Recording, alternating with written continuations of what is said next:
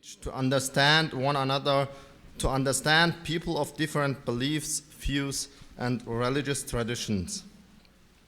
We have three experts with different religious background. We have experts with Jewish background and Christian background. And before I will say a few words about the session, I would like to introduce the three experts. I will just go first with Deborah Kerdeman. She is an emeritus professor at the University of Washington and past president of Philosophy of Education, Society of North America. Her research focuses on hermeneutics. She examines the implications of hermeneutics for teaching and learning, educational policy, and the humanities. Second, we will hear from Michelle Voss Roberts. She is principal and professor of theology at Emmanuel College of Victoria University in the University of Toronto. She teaches in the fields of systematic, comparative, and feminist theologies. She is especially committed to building communities of dialogue across different religious traditions.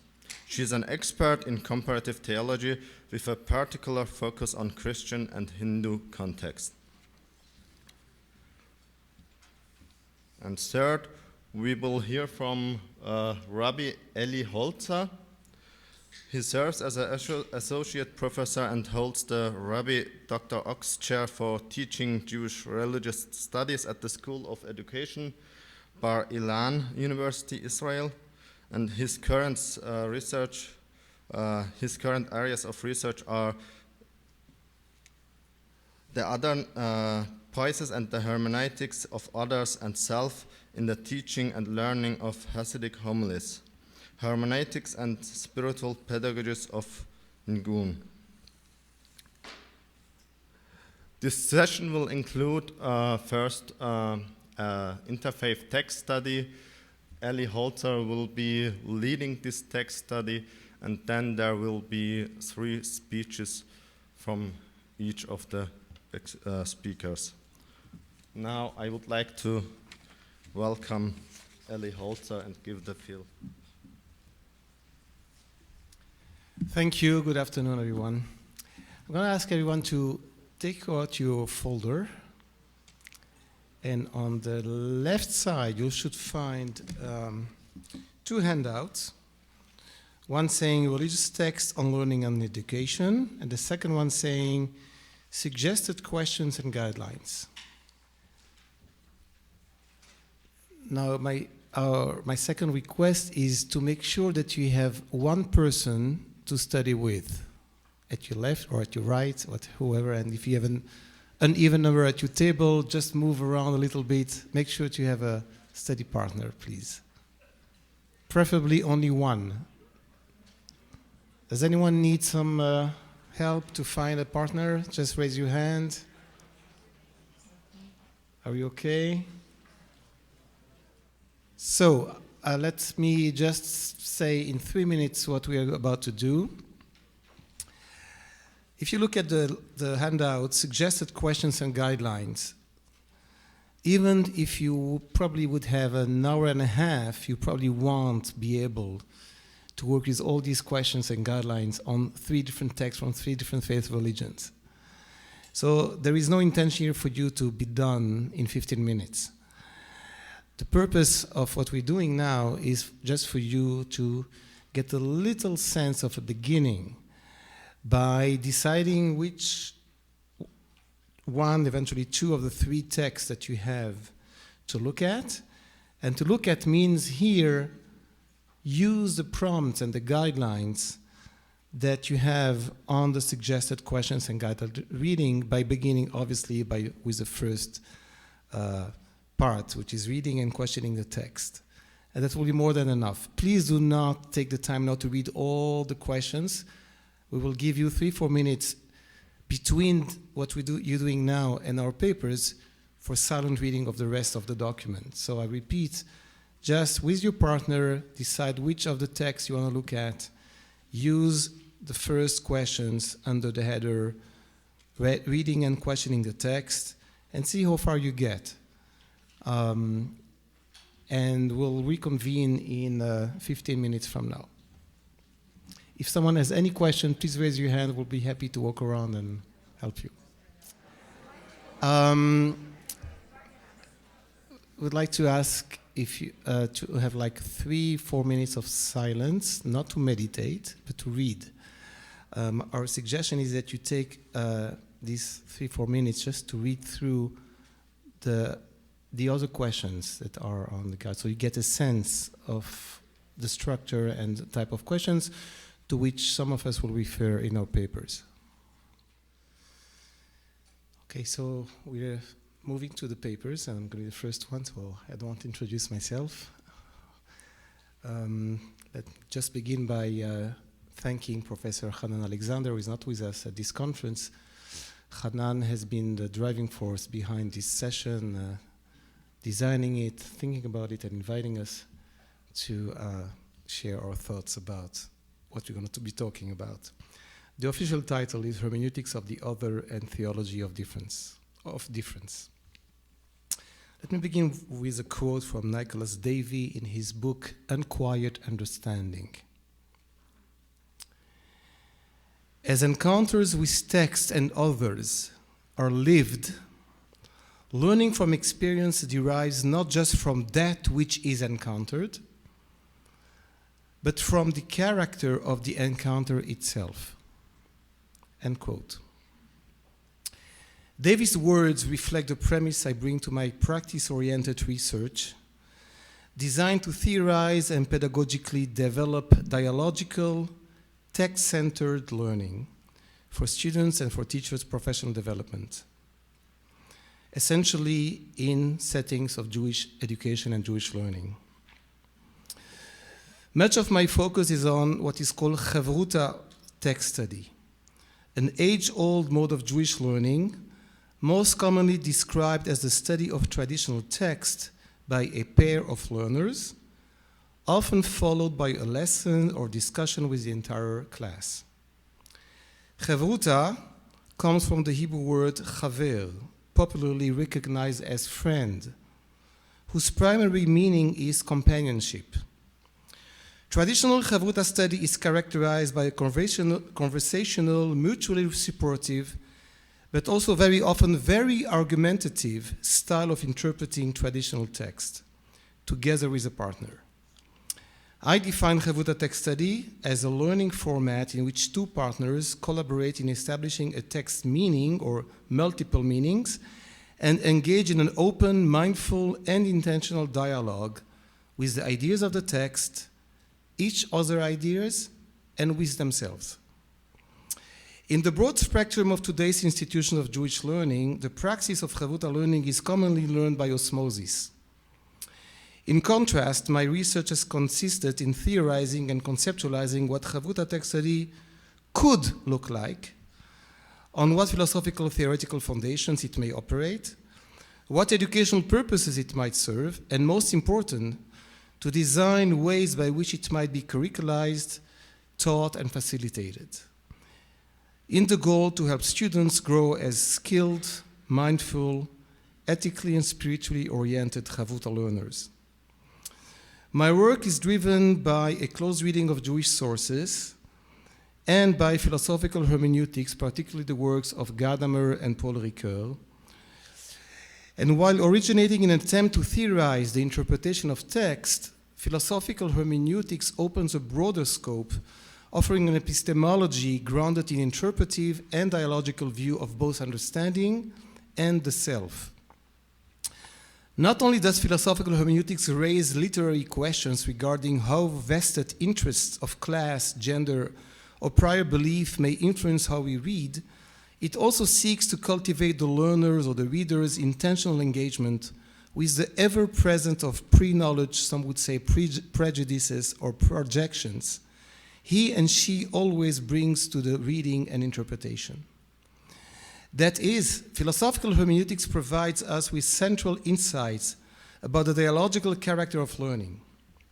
While Gadamer essentially discusses the dynamic between a learner and a text, or the object of art, in my work I bring philosophical hermeneutics to also inform the dynamic between Chavruta partners. Often people speak loosely of someone's hermeneutic when they discuss only how they go about the task rather than their reasons for doing so and their reflection on what is at issue in the process. Thus, it remains helpful to distinguish between hermeneutics as critical and theoretical reflection on these processes of interpretation and conversations, from the actual work of interpreting and understanding as a first-order activity enacted in specific practices and the cultivation of dispositions.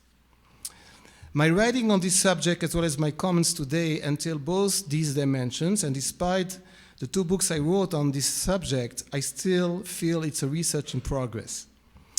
In this paper, I first analyzed 2 examples out of many how this particular model of Chavruta text study embeds pedagogies of difference or pedagogies of otherness, conceptually and pedagogically. The first example consists in allowing the text ideas to put one's own preconceptions or prejudices at risk. The second discusses an ethical dimension in the form of Chavruta partners taking responsibility for each other's learning through the practices of challenging each other's ideas. I will refer to the study questions we've handed out to you to illustrate what this might look like. And I will end with 1 or 2 thoughts, indicate my current research and work on what one could call a theology of difference, again, embedded in pedagogy. So as a philosophical tradition, philosophical hermeneutics has significantly contributed to our understanding that each of us unconsciously looks at the world through the lens of our own language and history. In that regard, texts which may have emerged out of the same original culture as our own, but from different times, and of course texts from other different cultural horizons, embed difference or otherness. That is, they can offer a norm or a view that challenges the present, or at least can help the reader become aware of the patterns and the limitations of his own cultural horizons, in which we always dwell. Gadamer refers to this rationale as the awakening role of hermeneutic study of ancient text. The reader's preconceptions are being put at risk. They are provoked and made visible so that they might eventually be revisited, nuanced, or further anchored. Thus, the difference or otherness in the form of temporal and cultural distance performs a kind of filtering process, helping the learner distinguish between those prejudices that are productive and those that are unproductive or counterproductive. In fact, the hermeneutic encounter with text can move the reader in 2 directions: a backward direction, in making him or her aware of some of his own prejudice, and a forward direction, in causing him to deepen, expand, or alter his own view on the subject matter. In Chavruta text study, this takes first place by establishing the text view or voices as much as possible in its difference. Ricoeur captured this work as a work of explanation. And then, and only then, bringing out the potential tension between the text and the present, or the present of the reader, the reality of the learner, that this kind of understanding might occur. Section 1 and 2 in the handout are examples of questions to work with so that to do the work of explanation, making the text speak in its own best possible voice. The second phase will be to enter in dialogue with the ideas suggested in and by the text, which are section 3 through 6. To that end, Chavruta partners are taught an experiment with a number of interpretive practices, some of which you could see, such as different ways of listening to the text, asking open questions. In this phase, difference or otherness is also reflected in the language describing the interpretive work of the text, which again is designed to yield most compelling interpretations of the text. For example, in Chavuta's text study, people will talk about the text is not an object, it is a partner in the conversation, which we need to help first to speak out what it has to say, as much as we can. Now, obviously, the more a text is evocative, there will be more room for multiple and compelling interpretations. Yet, not all interpretations are necessarily compelling to the same extent. And even on, I would say, running into the danger, I'm a little, not cynical, but almost cynical, running into the danger to hurt the absolute right of every student in a classroom to speak up, which of course they have. In the Chavuta text study, we take the time to the hard work of helping students actually look back at their own interpretations and begin some to differentiate which one might be more compelling than others. Not every interpretation, because it was produced by one student, is necessarily equally compelling. This doesn't mean there is only one meaning, again, depending on the degree of the evocative degree of the text. You'll see an example of that in 2F, the discussion 2F, taking the time to work with 2F. Sensitivity to otherness is, of course, also central to the second dialogical phase of Chavuta texting, in which the learners engage the ideas of the text. You may have seen that they first take the time to give reasons for the views provided by the text. And obviously, which you won't see in these questions, because there are too many questions already here, to the views of the partner about the topic. Now they're not discussing about how to understand the text, but what they believe, what they think about the view projected by the text. This is the form of critical thinking, if you want.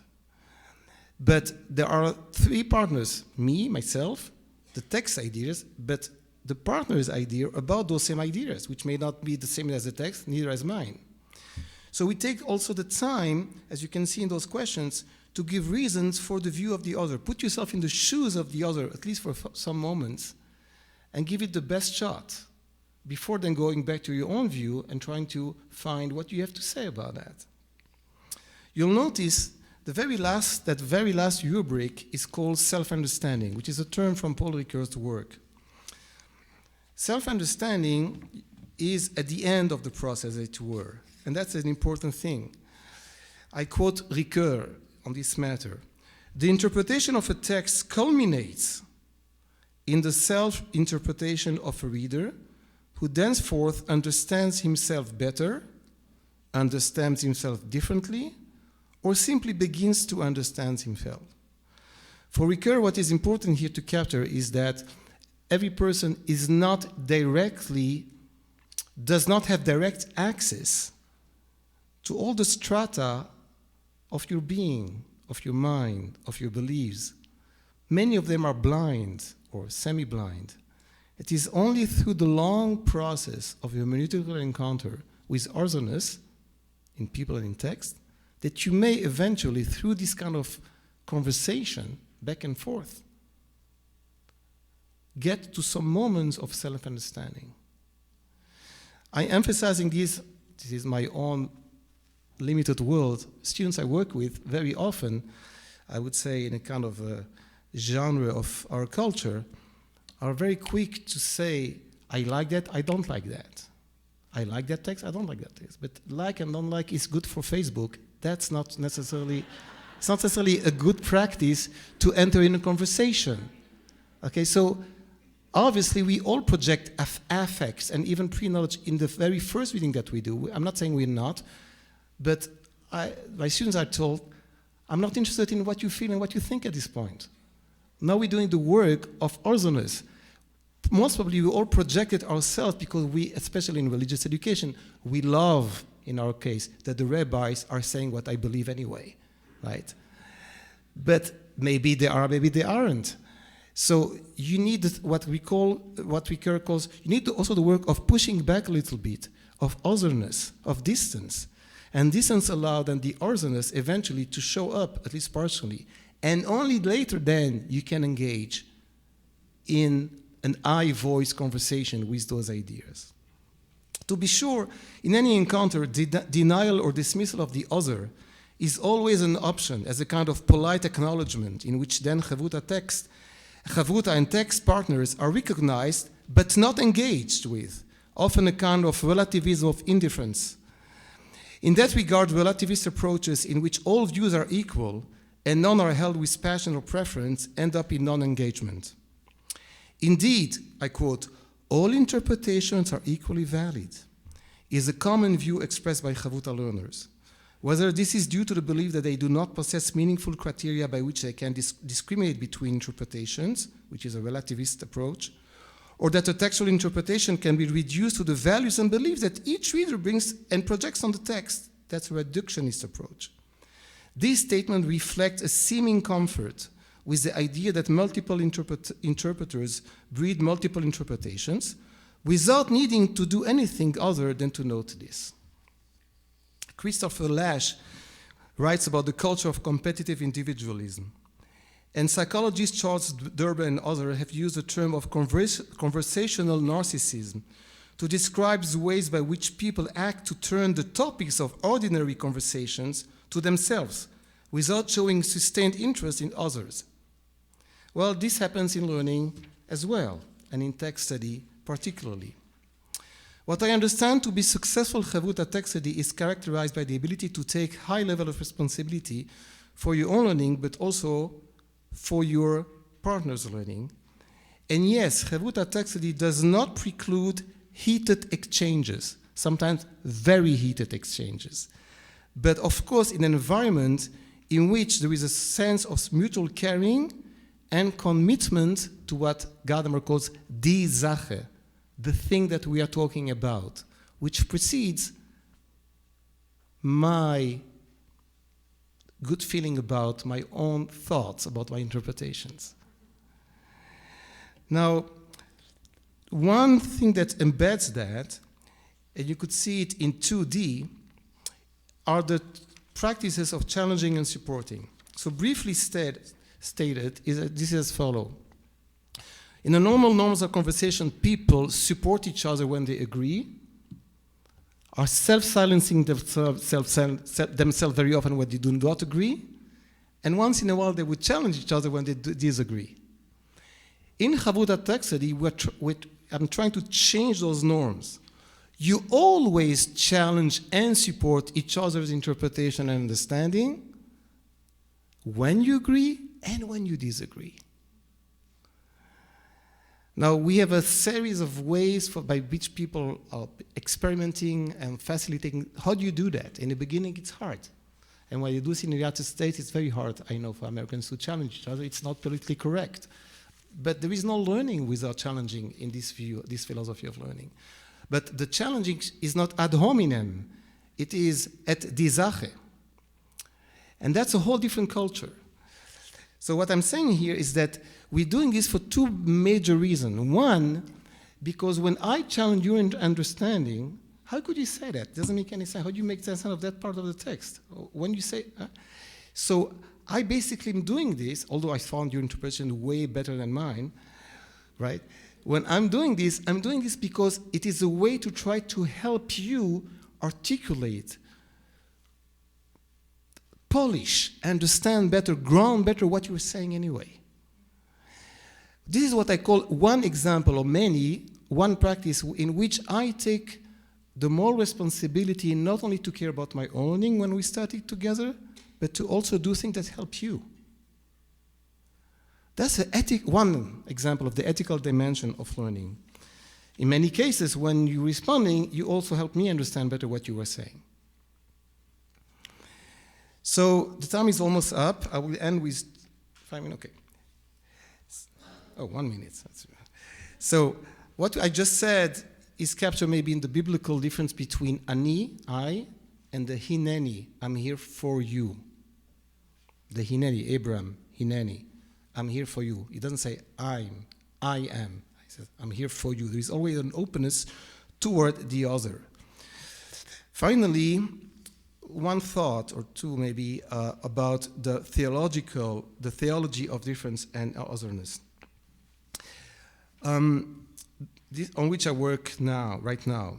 In addition to the intellectual exchange that is central to learning and the ethical dimensions which is central to learning, I'm trying to figure out, and I've heard some people working on that here also, on what you could call the spiritual, for the lack of a better word, dimension of learning. And again, not as an add-on of learning, but really embedded in how we understand how learning takes place or might take place.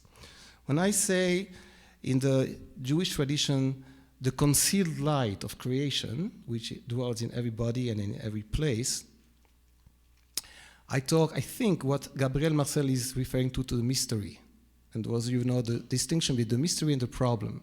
A problem is what is most common in our culture today. Everything is a problem for which there is a solution. The mystery dwells in you and outside you, and there are no solutions because it's not a problem. You just need to acknowledge it. It is a kind of presence that is felt but not graspable in other people, but also sometimes in a place. So I'm wondering, and I'll just give 3 examples, how in the very concrete experience of Chavruta text study, people would cultivate a kind of listening not only to what is said, but to the presence of the voice of the other, as an expression of the hidden soul. Another example, what impact would have to train your gaze to also at moments see the light in the face of the other as you study.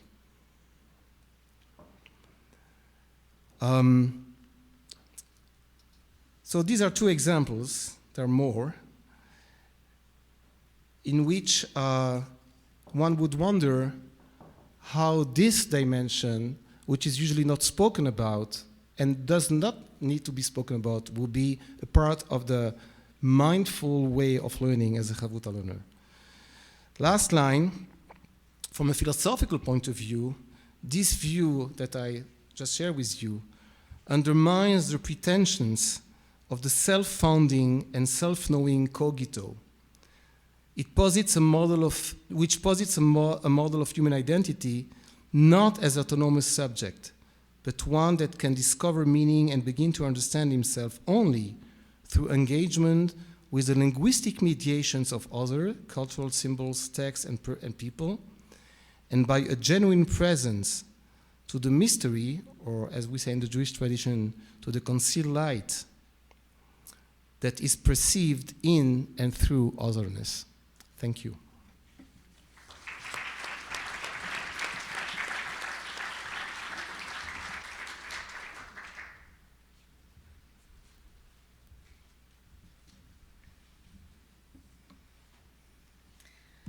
As my contribution to this panel on pedagogies of difference, I'd like to discuss the place of religious difference in theological education. Many theological curricula engage religious diversity only marginally. Students might be able to, or even be required to take a single course in another religious tradition, but then that might not be integrated into the rest of the curriculum. Or within a particular course, the professor might give some context of the religious diversity of the topic for the day, right? In the formation of a particular doctrine, what was happening in the wider world, what kinds of philosophical and theological influences maybe went into this idea, but it's really left there as a framework and as something that happened in the past. And so I'd like to think about how the religious diversity of the world around us and our students can be a part of theological education. I'm going to share with you a couple of attempts at an integrated approach at 2 different levels. One at the institutional level at Emmanuel College here in Toronto, and another at the level of the introductory theological studies classroom. So a little bit about Emmanuel College. Emmanuel College is one of the 7 schools in the University of Toronto's ecumenical consortium, the Toronto School of Theology, lots of TST people here today, yes. Emmanuel is a theological school of the United Church of Canada. And within the last decade, we've been experimenting. We've been innovating modes of multi-religious theological education, starting with a Muslim stream in our Master of Pastoral Studies program, and then several years after that, adding a Buddhist stream to the Christian stream, and then also we found that these programs attract people from many different traditions who may choose one of those streams off of, if they had to pick one off of a paper, they would pick Buddhism, say, but then when they come to Emmanuel, we discover we have Hindus and Jews and Unitarian Universalists, and so we're trying to figure out how to engage that productively and how to help each student to explore their own tradition while engaging others. And so as we're innovating with this, I like to say innovating, a lot of times the faculty are like, we don't really know what we're doing.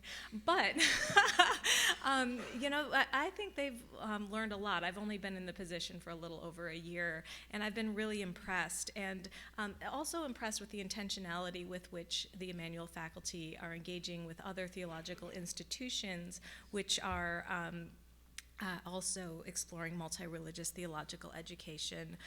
We've had some consultations with schools like Claremont School of Theology, Union Theological Seminary, Auburn Seminary, the Free University in Amsterdam, and some others. And in those consultations, we draw a lot of encouragement from sharing our respective models of training religious leaders to work within their home traditions, but also alongside one another. And in the process of the consultation, we figure out that we've actually figured, we kind of know what we're doing. We've figured out things that work in our context. So the vision for our school is to be a leading theological school where students become more deeply rooted in their own religious and spiritual traditions while engaging the beliefs and practices of people of other traditions. More deeply rooted. It seems paradoxical, maybe, that we should come to know our own traditions better, more deeply, by engaging people whose traditions are different from our own, but that's exactly what we continue to experience. In sometimes surprising ways, the relationships that emerge in our multi-religious context inspire us to ask new questions of our texts, like perhaps happened today around your tables, or to look at unknown parts of our religious histories, or to consider different perspectives on ethical challenges. Becoming more deeply rooted by engaging others can happen accidentally, but we've been committing ourselves to live into our mission and our vision with intentionality and care. We think that the theological formation of Canada's religious leaders and spiritual care providers demands as much. And so how does this happen at the classroom level? Each of my colleagues would answer this differently. In our Master of Pastoral Studies program, which, as I mentioned, has curricular streams for Christian, Muslim, and Buddhist students, the faculty often assign case studies and role plays, which are very organic ways to invite students to share from their cultural and religious locations and to learn actively from people of other traditions. Scriptural reasoning of the sort that in the Havruta study that you did around your tables is one pedagogy for engaging religious difference. Perhaps you can, we have at the Toronto School of Theology a scriptural reasoning group that is intentionally multi-faith. So they look at texts together and bring perspectives from their own faith traditions. But my field is comparative theology. And so when I teach the introductory theology course, I weave comparative methods into the fabric of the course. So just briefly, comparative theology is a discipline of learning deeply from another tradition, one other than one's own, and then coming to reflect again on one's own tradition with the new categories and questions that one has absorbed through that study. It's a discipline that many of you may know has been reinvigorated by Francis X. Clooney and his students. As he's argued in recent years in textbooks that are designed for classroom use, comparative theology can be done reasonably well by non-experts using good translations. And so the process is basically to read deeply or explore deeply in the practices. It's not just about texts of another tradition, and do the same in your own tradition, and sort of move back and forth or in the space between them. And then it's often to not to make large generalizations about religious traditions, but to see what arises in that space, and then to ask, so what, right? What did we learn here? And so this is a discipline that values the particularity of texts, thinkers, and sub-traditions over generalizations about religions in particular, or religion, capital R, in general. So this is different from the Comparative Religions project of mapping patterns and phenomena across many contexts. It's different from the Theology of Religions project, making theological pronouncements about whether another religion is true or you can find salvation in it. Really, it's more oriented towards the unpredictable, idiosyncratic, and illuminating conversations that can arise between particular voices. Comparative theological study builds the kinds of skills in interreligious conversation that I hope every student at Emmanuel College will be able to take with them into their ministries when they graduate. And so in this spirit, as my class works through topics in Christian theology, we encounter multiple voices on every topic or doctrine. And so that includes contemporary feminist, womanist, and liberation theologies, alongside a lot of the classical or canonical voices. And within that multiplicity of voices, we'll also include a comparative moment, where students will learn something about another tradition and then bring that into the conversation about the doctrine or topic that we're discussing. And so I like to note that the theologians that are ordinarily assigned in an introductory course, those theologians themselves wrote in context with competing worldviews, as do our students. And so instead of perhaps Manichaean or Aristotelian frameworks, concepts of karma or Sharia or evolution are common parlance.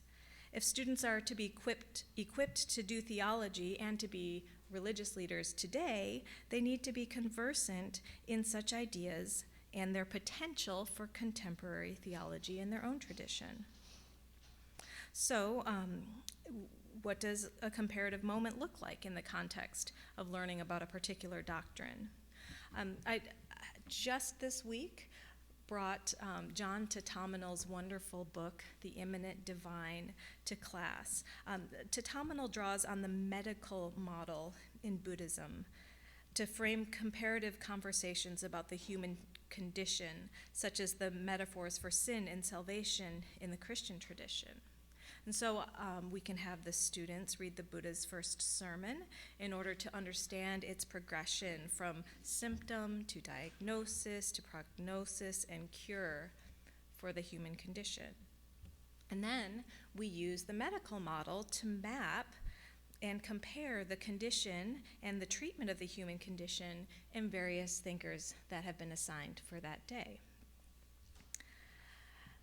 We also, in our comparative moments, will draw on the growing body of comparative theological work. So these can be assigned either as a book-length project, or, again, as this literature grows, it's not difficult to find essays that do the work, the sort of 4 steps, in a way that's possible to handle in the classroom, introducing something from one tradition, bringing it into conversation with another tradition, and then a brief sort of so what might we learn from this conversation. And so the professor doesn't actually have to know everything, right? You can find some good things to assign. And I know I'm talking to a room full of religious educators, so talking about like picking readings for your class is probably kind of basic. But for me, you know, I've really thought a lot about, you know, what can students really do in the limited number of pages you can assign for a course. So I worked on an edited volume with a number of comparative theologians.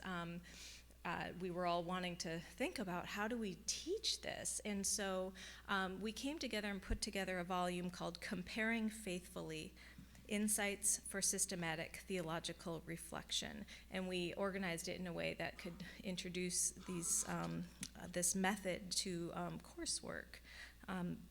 So Comparing Faithfully, just briefly, contains 3 essays each on 5 topics, and it's oriented around Christian theology. The topics are God, theodicy, human being, divine embodiment, and salvation. And the contributions here draw comparisons with Christian thinkers from a range of traditions: Islam, Hinduism, Buddhism, Jainism, Judaism, indigenous Mesoamerican traditions, and spiritual but not religious thinkers.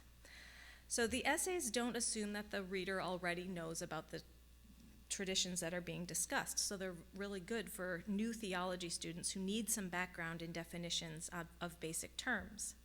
And as I said, for the same reason, the professor doesn't have to be an expert in the literature of all of these traditions in order to teach these essays.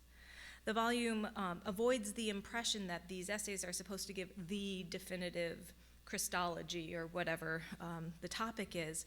The comparisons on each topic are from at least 2 traditions, and then the 3rd essay in each section gives a theological response to the essays together, right? So it's not just these interesting little micro conversations, but then, you know, what can a theologian make of having encountered this multiplicity of approaches? And so we set up the volume so that you could assign all 3 essays together, or as I tend to use them, just a single essay as that comparative moment within a unit. Theology in a comparative mode continues to proceed along the Anselmian definition of faith-seeking understanding. The search for understanding includes, and arguably always has included, diverse conversations. What might be different from some of the polemical tone of the historical sources is the attempt to engage the pluralistic context with a spirit of mutual appreciation and respect. So the learning outcomes of this approach are at least 3-fold. Comparative moments help students first to consider the positions, the theological positions that the authors advocate. Second, it encourages them to test doctrinal categories. And third, it encourages students to engage in theological reflection in light of the religious diversity in their particular contexts. So a brief word on each of these. As with any work of theology, students may consider the constructive proposals as valid theological options. The great system of Christian theology, I tell them, has always been less centered than some of them would like to believe. All theology, like all attempts to understand religious others, must be an unfinished and ongoing labor. And so the result of this kind of study, considering all of these presentations as valid theological options, the result is not a single system, but a sampling of some of the nodes of conversation that have formed around particular theological concepts, flowered in an author's theological imagination, and begun to bear the fruit of insight. Because these are considered as valid theological options, students themselves can be inspired to become even more explicit and intellectually rigorous, and indeed unashamed about the impact of multiple religions on their own thinking. In terms of testing theological categories, the 5 sections of the volume that I described, Comparing Faithfully, those are recognizable as relatively stable loci in Christian doctrine. However, the essays themselves ask the reader to test those loci or those categories against alternative ways of imagining them.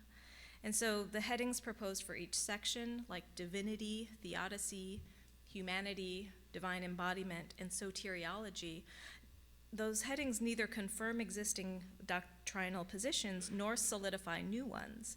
The work of naming is provisional, ongoing, and dependent on the conversations and the comparisons at hand. And so classes, as the authors together did discuss, the classes themselves might examine the choices. Do categories like divine embodiment seem arbitrary? We were like, was this incarnation? Is this Christology? What is this, right? What do we even call this and why? So are those arbitrary categories? Are the categories responsive to the data in the comparisons?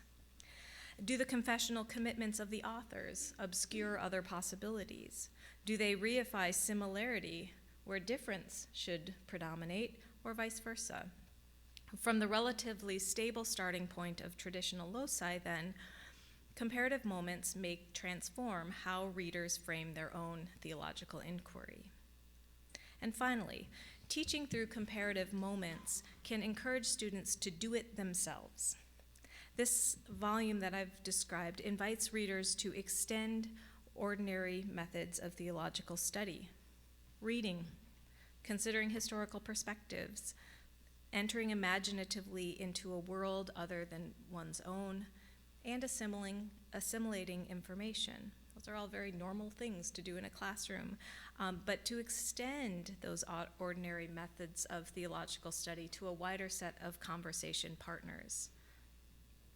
And so we can introduce those comparative moments as an invitation for students themselves to take up this work. Ideally, students would embrace a practice of comparative reading. They would follow their interests, choose a text or practice from another tradition, take time to understand its terms and contexts, and discover how it's used and understood within that tradition. Returning to the thinkers, beliefs, and practices of the tradition that formed them, diligent students will notice resonances and tensions. Sustained practice of this back and forth pattern will offer new questions and categories for reflection and subtly transform not only the reader, but the practice of theology as well. It was back in 1988 that David Tracy predicted that we are fast approaching the day when it will not be possible to attempt a Christian systematic theology except in serious conversation with the other great ways. And I would argue the same thing more broadly about theological education. Comparative methods will be increasingly important as theological schools prepare religious leaders for a pluralistic world. Thank you.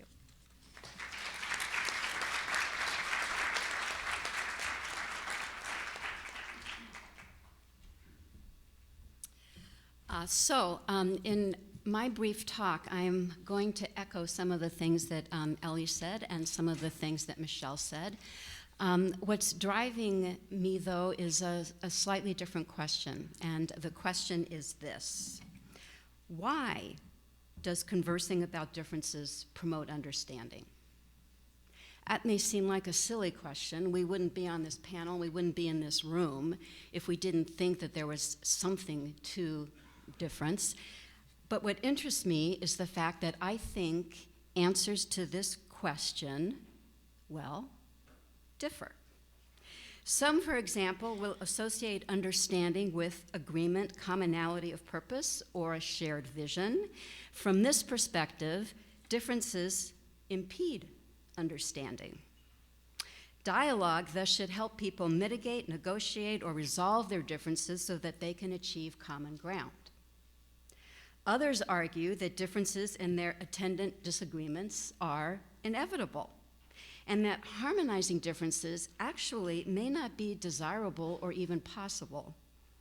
Understanding, consequently, is a condition of mutual tolerance and respect, a state of coexistence that does not necessarily require parties to agree with one another or to share a common bond.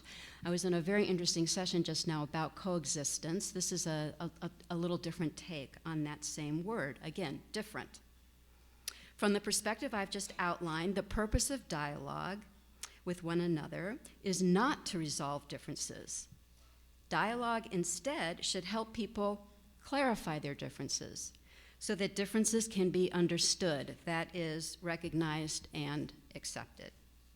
So, in short, while many of us believe that engaging with differences through dialogue is pedagogically important, we nonetheless assume different things about the role that difference plays for achieving understanding. My brief talk, therefore, will consider the difference that difference makes for conversations that seek to promote understanding among people with different worldviews. Against those who argue that differences impede understanding, I will argue that engaging differences is essential if dialogue is to promote critical reflection. Agreeing with those who embrace the inevitability and value of difference, I nevertheless will argue that engaging our differences through dialogue can and should promote something more than respectful coexistence. Engaging differences instead should and can be ethically transformative, an experience of communion that enhances interpretive horizons. Now, I didn't just arrive at this myself. I've come to this over many years of studying Gadamer. It is not an accident that both Elie and I are talking about Gadamer. I think Hanan put this session together in part for a Gadamerian perspective. So what I'm going to do is a brief overview of some of the key points of Gadamer. You've heard some of this with Elie. I'll come at it a little bit differently. And then I'm going to conclude with one practical implication, maybe two, in light of what this brilliant session this morning with the Kairos blanket. And then three questions. And these are sincere questions from me. I'm very curious to know how you all think about them. Okay, so a foray into Gadamer. According to Gadamer, understanding is, quote, the original characteristic of the being of human life itself. By this, Gadamer means that understanding is not exclusively a cognitive function that we take up at will or an epistemological achievement that we control. Understanding instead distinguishes the ontological condition of being human in the world. Understanding, in other words, is part and parcel of our lived experience. As lived experience, understanding is pre-reflective, practically engaged with people and things, and inescapably conditioned by culture and history. Understanding is possible because the socio-historical contexts into which human beings are born are laden with meanings that others have always already interpreted. Because understanding is endemic to our lived experience, we cannot help but rely on our pre-reflective intuitions to construe the meaning of everything we encounter, including that which is unfamiliar and new. New understanding thus always bears the inevitable influence of that which we have already understood. Understanding is never completely transparent or free from the cultural and historical meanings that make it possible for us to make sense of the world at all. Now, the inalienable influence of prior assumptions on future understanding poses a challenge for cross-cultural dialogue. Given that individuals cannot just leap out of their lives or their socio-historical contexts or completely escape the pre-reflective assumptions that orient them in the world, it would seem to be impossible, or at least extremely difficult, to understand someone whose lived experience differs from one's own. both parties necessarily bring their own lived understanding to the encounter. How then is it possible to avoid appropriating the other person's worldview or reducing it, however unintentionally, to one's own perspective? Gadamer acknowledges that we tend to project our assumptions onto others. Nevertheless, he maintains that it is possible to become critically reflective of our situation and to learn to differentiate our perspective from the perspective of others. Critical reflection for him becomes possible when we engage in genuine conversation. Okay, what does he mean by genuine conversation? According to Gadamer, genuine conversations begin when interlocutors recognize that a topic, question, or problem concerns them both. Without a topic of mutual concern, there would be no reason to converse. In Gadamer's words, quote, "Something is placed in the center, which the partners in dialogue both share and concerning which they can exchange ideas with one another," end quote. Of course, each person invariably approaches the topic from her own situation and necessarily brings her own lived experience to the dialogue. Encountering their differences, interlocutors could conclude, well, my partner has her point of view and I have mine. Elie was alluding to that with relativistic ideas. This move may seem pragmatic. You have your view, I have mine, but it's not really helpful. Walling oneself off within one's own world shuts down further engagement and precludes growth. Neither should parties respond to their differences by trying to smooth them over, rushing to find common ground through empathy, for example. And Gadamer has some, I think, very interesting things to say about empathy. We had a good discussion about this term this morning also in a session I was in. According to Gadamer, we actually can't really put ourselves in another person's shoes or see the world through their eyes. Because understanding is the ontological condition of being human, we just can't leave our own lived understanding behind like a coat or a pair of shoes. Not only is empathy ontologically impossible, Gadamer thinks it's ethically problematic. When we assume that we can grasp another person's position from his point of view, we overlook or dismiss the other's status as a thou and, quote, rob him of his own inalienable being. Gadamer continues, the thou loses the immediacy with which it makes its claim. It, that is the other's claim, is understood, but this means that it is co-opted and preempted reflectively from the standpoint of the other person. Empathy, in short, doesn't actually facilitate genuine relationships or understanding. Empathy, according to Gadamer, is actually a form of self-relatedness masquerading as care. So, if neither empathy nor an attitude of live and let live are adequate responses to difference, how should we respond? We have no choice but to engage others through our own lived experience, Gadamer says. But in so doing, we must try to be open to the lived experience of our partner.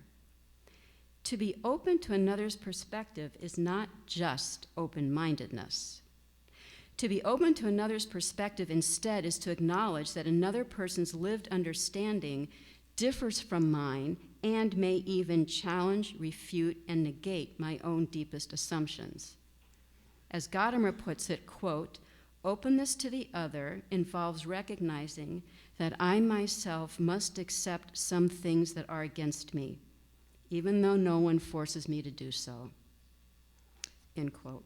To be open to difference, in short, is a choice or a proclivity to risk vulnerability and the possibility that one's own lived understanding will be disrupted and exposed. Gadamer calls disruptions in lived understanding being pulled up short. When we are pulled up short, we do not simply recognize, entertain, or ponder our partner's position.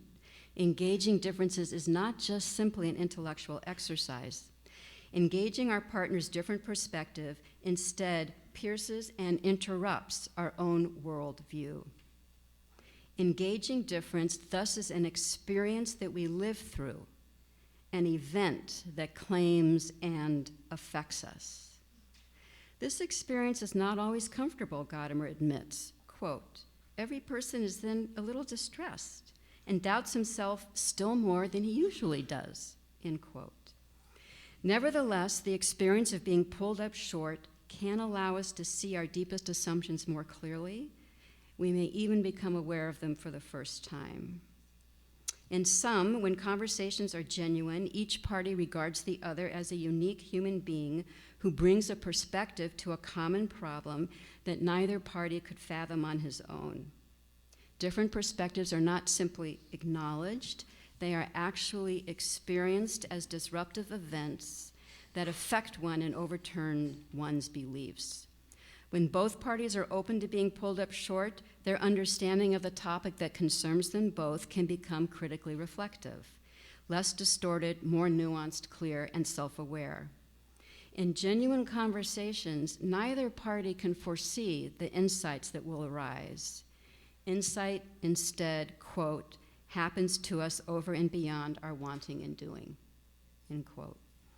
Gadamer calls transformations of understanding a fusion of horizons. When horizons fuse, perspectives are not just assimilated or integrated into a homogeneous new perspective that overlooks or dissolves differences. Quote, the acceptance of the other certainly does not mean that one would not be completely conscious of one's own inalienable being, Gadamer says. Rather than assimilation, the fusion of horizons instead, quote, expresses the superior breadth of vision that a person who is trying to understand must have.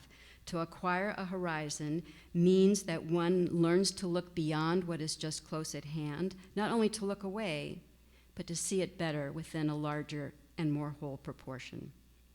The fusion of horizons cannot happen, Gadamer stresses, unless both parties are willing to risk their assumptions to the possible truth of their partner's claim. The fusion of horizons thus requires an ethical commitment to be open to difference, with its accompanying realization that one cannot actually anticipate what the other will say, direct where the conversation is going to go, or predict the new insights that will emerge as a consequence of conversing together. In genuine conversations, Gadamer concludes, quote, both partners come under the influence of the truth of the object and thus are bound to one another in new community. To reach an understanding in dialogue is being transformed into a communion in which we do not remain what we were. Now, one practical implication and 3 questions. The practical implication was this notion of generous reading that we incorporated into the text study. I think actually a more profound example of this idea is what happened this morning in the Kairos blanket exercise, where we didn't, or at least I'll speak for myself, didn't simply learn things and didn't just recognize things I didn't know before, but I found it quite affecting. And it changed my worldview and my self-understanding, and I came to recognize assumptions I didn't even know I had. So, 3 questions. While I think Gadamer's understanding and difference are productive, I also think they raise questions. So let me pose 3. First, while the exercise that our panel developed focused on sources from 3 different religions, it also centered on a topic of mutual concern: teaching and learning. I should note that in planning our presentation, we considered other topics before settling on this one. And I'm thinking about it now, we could have perhaps been a little bit more specific with regard to what exactly we wanted to explore regarding teaching and learning in our little text study. The point is that, according to Gadamer, engaging with difference cannot even get off the ground unless interlocutors care about a common question, topic, or concern.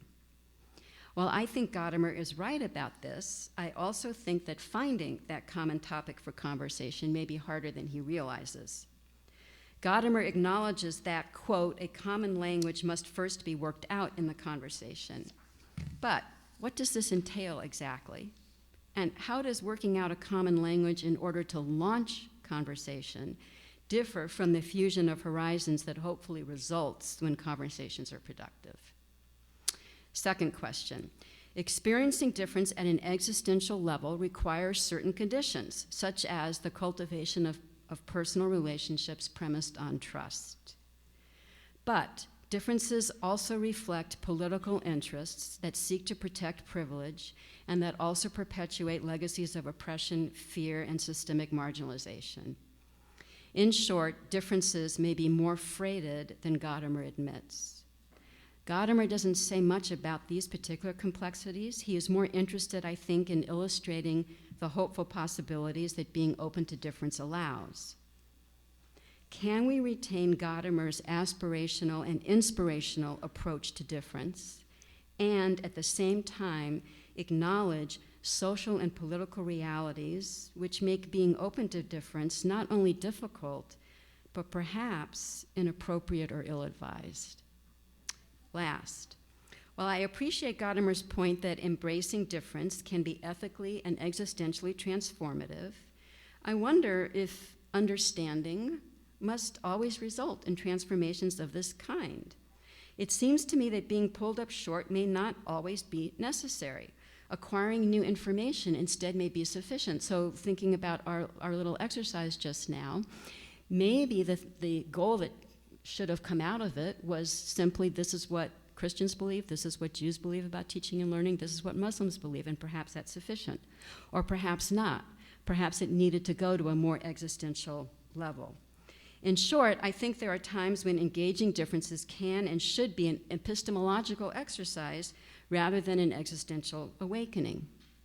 Determining whether Gadamerian understanding is always appropriate, helpful, or necessary is, I think, a generative question for religious educators to consider. Thank you.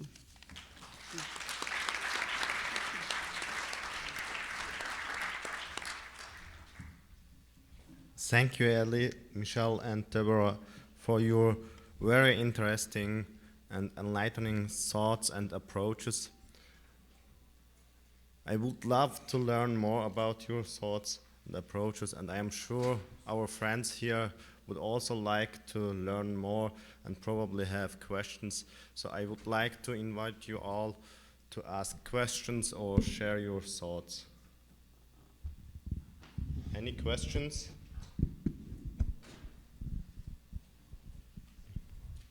Then I will go first, if you allow me, if there is none. Well, I would like to know more about genuine conversation. How can we be sure, I mean, you also talked about political realities, and I'm thinking, how can we sure, or how can we promote genuine conversations? Because in my experience, people are sometimes also afraid to be genuine. They try to be politically correct, so they are afraid to talk about their pre-assumptions. So how can we promote such conversations? I wish I knew. No, seriously, I think this is really, that's the question for our times. I just want to point out, though, that I think both Michelle and Elie were pointing to some helpful strategies and also allowing for disagreement. So I think Gadamer would say you get absorbed in the conversation, you really get into it, and you trust and allow that something is going to emerge. Michelle's point is that there can also be strategies. This isn't just, an experiential level. Gadamer tends to dismiss strategies. He thinks that we rely too much on method, and when we rely on method, we vacate ourselves. We tend to rely on the method as opposed to allowing ourselves to really be in the conversation. But I think some of the strategies that you mentioned actually are helpful and important. And I think when Elie was talking about Chevruta's study, allowing for heated disagreements and creating an atmosphere where that can be productive, I think is very important. But that's about as far as I can go right now. There is a question.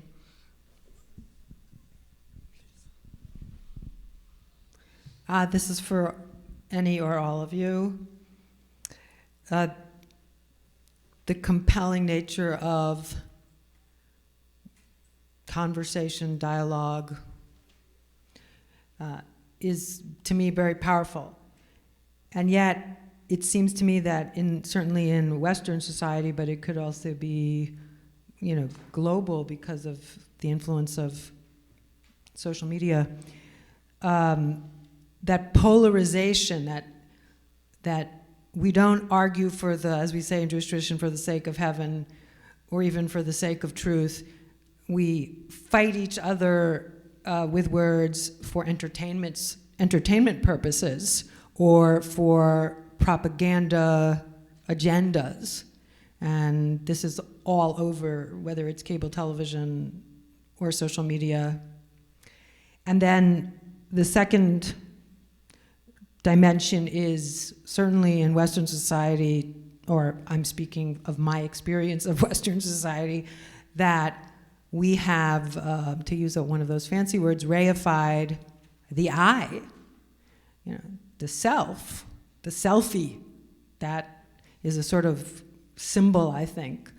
And so if the I is it, then the dialogue is really a monologue. So there are these powerful cultural contexts, not to be pessimistic, because I love very much of what you said, feel it's profound, but what is the role of education when you're facing such gigantic forces? I think theological education, education in general is exactly the place to answer that question because of its formative role. And so even in, we don't sit there and tweet at each other, right? We actually try to get people to enter into those conversations. And insofar as theological education is formation, there's also the self-awareness piece. And in some ways it ties into the sort of focus on the self, the selfie and so forth. But a lot of the work of the self is also recognizing your presuppositions, all of the things that we were talking about here. And again, there are ways that can help. I mean, a number of our schools use like the intercultural development inventory, which is a really interesting way to learn something about yourself, of like, there are multiple ways of encountering difference. And oh my goodness, I sort of orient towards one of them. What can I learn from that, right? And that the work of self-awareness in relation to encountering others can be part of the work of theological formation and education. Any other questions? I'm just gonna Okay, sorry.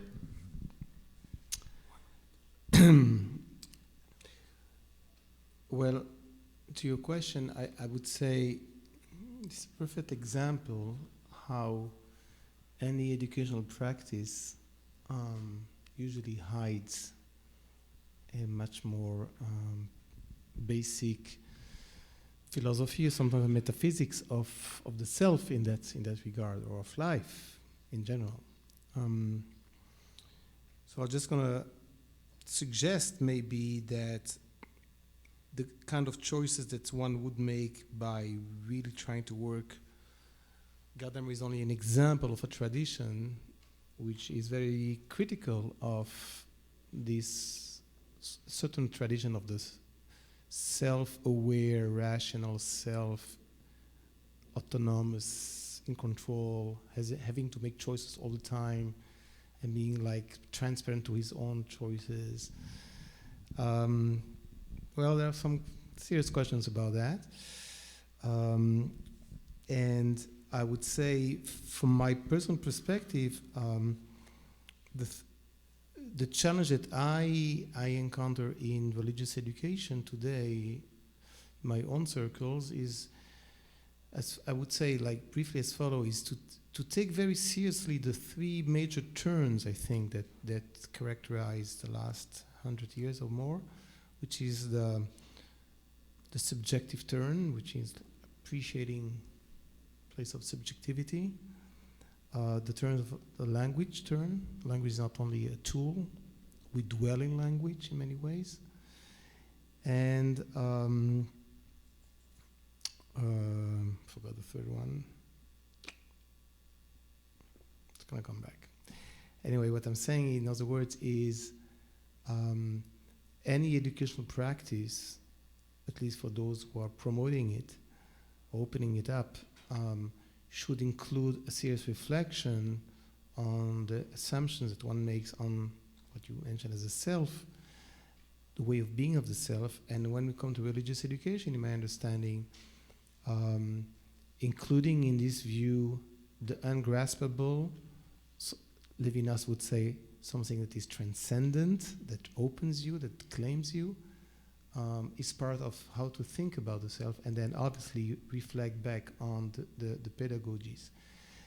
Is this then becoming very countercultural to what some of our students are taking for granted, or as a truth with a capital T, or, well, I would say, let us engage also these preconceptions. Thanks. He was first, so. I think I have a question, but I'm not sure. I'm wondering about, and thank you for 3 wonderful presentations, I'm wondering about contexts where the intention is very deliberately to nurture people in a particular faith identity, albeit with respect for other traditions, appreciation for difference, etc. And yet, in a sense, this is the task of the average Sabbath school, Sunday school, parish program, where the deliberate intent is to form, nurture people in a particular faith. Now then I'm wondering if hermeneutics doesn't in fact become even more complex there. Because in a sense you have to reach beyond interpretation to explanation and even to application and appropriation, and inviting people to take this, make it their own, allow it to shape their identity. So I'm wondering, what are the hazards, what are the dangers, how do we avoid the pitfalls without simply brainwashing or violating people's choice and so on? There's some kind of nuance there, especially when the intention is to educate for faith, what, as I said, most of us do in the typical context in which we work.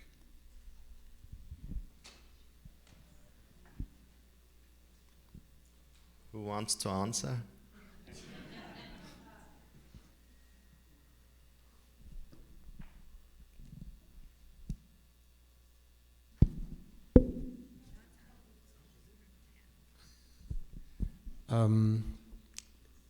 Yes. Yes.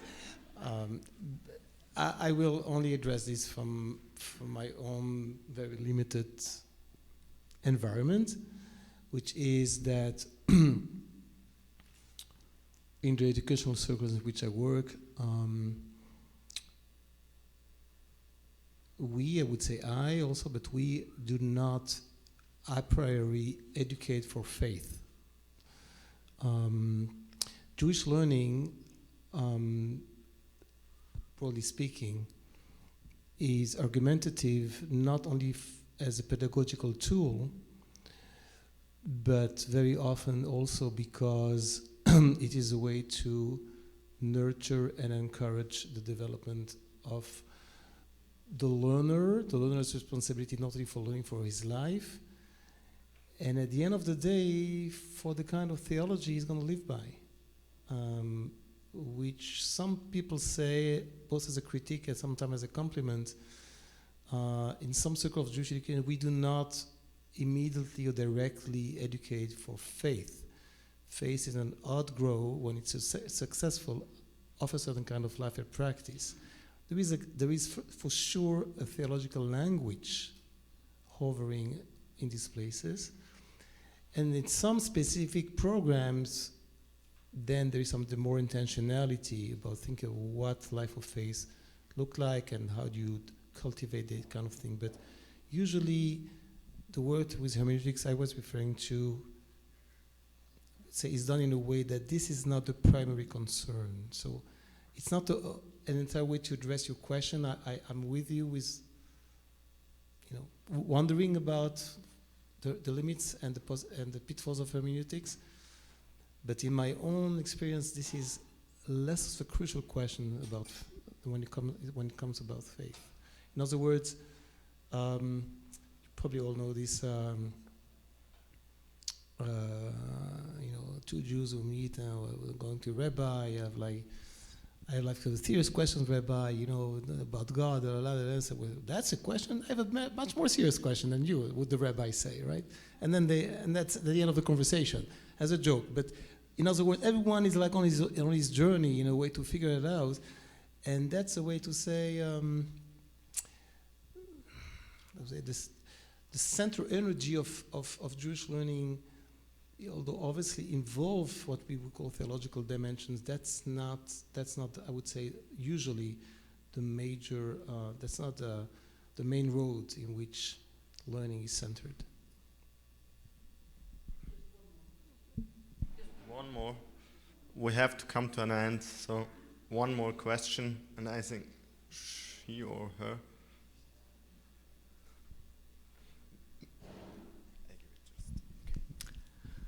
My question is, how do you avoid cloistering your very good concerns within religious education departments? So when you engage the other, are you just engaging the religious other? What about the secular other who tends to avoid anything to do with religion? How do you engage the rest of the academy, which has, in many cases, marginalized religious education theological departments, and the Toronto School of Theology, for example, is marginal to the rest of the University of Toronto? Yes, we were just talking about this. So, having recently lived in the southern United States and now living in Toronto, these are really different contexts, and the presupposition about where religion, what is the role of religion in public life, and is there one, are answered in very, very different ways. And it's,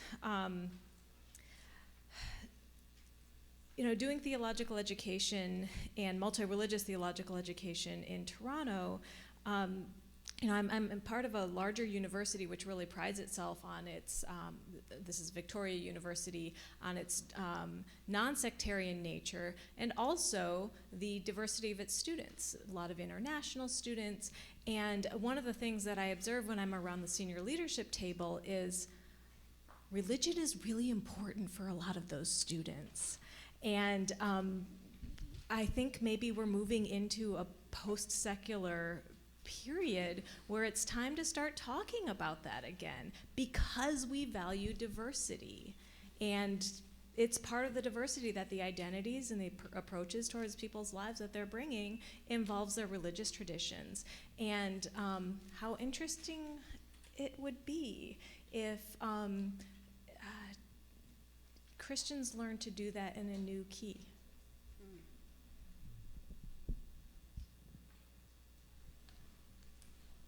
Thank you for participating. I would like to remind you to fill the online form, feedback form.